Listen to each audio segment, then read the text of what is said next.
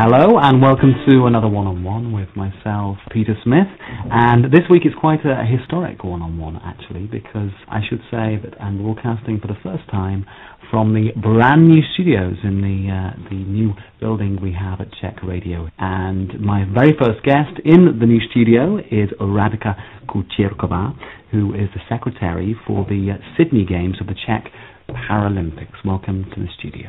Hello. Okay, now of course the Paralympics are set to begin in October, a couple of weeks after the actual Sydney 2000 Olympics finish.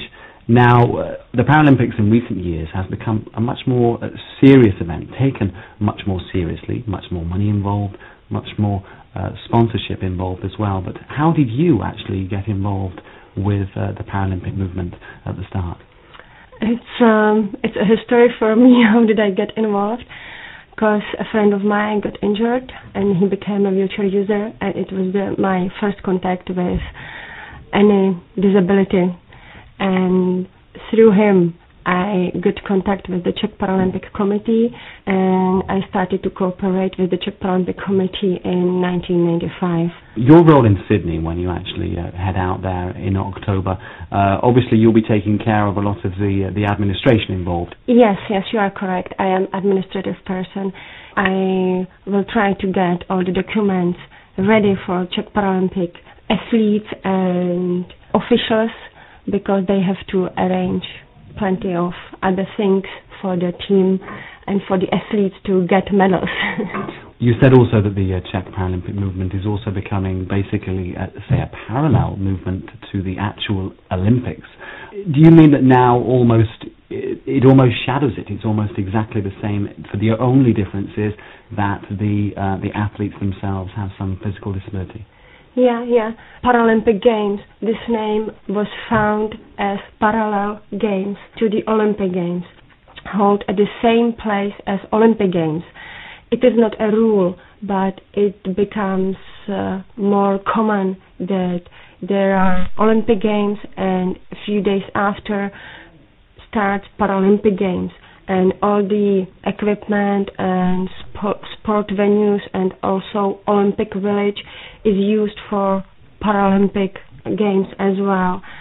Well, okay, I should just mention as well that if you're hearing any noise in the background here, it's because the studios are still being renovated here at Český rozhlas. They're so new. But, okay, talking about particular different countries as well, we were talking before and you mentioned that, for example, Australia and the United States and Britain have quite strong successful Paralympic teams. Is this because they are further down the road? The Czech Republic has to catch up? Yeah, for sure, because they have started a bit earlier than we, because before 1989 it was not developed a lot, and so after 89 it started to be developed, all this movement, all this sport for disabled, and also the Czech Republic became open for new information, for new sports, for new equipment, which was a big difference between the West equipment and East equipment. I suppose one of the biggest challenges at the start, maybe 10 years ago, must have been changing attitudes. Yeah. How did the Paralympic movement set about doing that? It was a lot of work, and it started with the newspapers and with the TV shots, and it is still a lot of work in front of us. We have to do, and we have to publicize all the movement. I mean, it has been done a lot of work, but we still have a lot of things to do. Well, before 1989, was there any sort of equivalent a competition, shall we say, or sporting events for physically handicapped athletes? Yeah, there was. It was not organized under the Czech Paralympic Committee. It was organized under the Union of Handicapped or Disabled. This union has got 6 associations according to 6 disabilities, which is physically disabled, visually impaired, mentally handicapped, CP athletes, deaf athletes, inner disabilities, and Czech Paralympic Committee organize Paralympic Games. Okay, well, if we're looking now, of course, at the Olympic Games that are happening in Sydney. And you see, of course, that the massive sponsorship and the amount of money involved in the Games. Can the Paralympic movement, can it realistically look towards having similar sort of amount of money going into the sport? Is it realistic to think like that? Maybe. But, it needs time, because big problem is that there are different type of disabilities, and for example, if I take athletics, there are different classes. So for example, there are events like 10 times 100 meters, which is a bit confusing for normal population. But International Paralympic Committee and each sport section is trying to have less and less classes, so that the competition is real competition.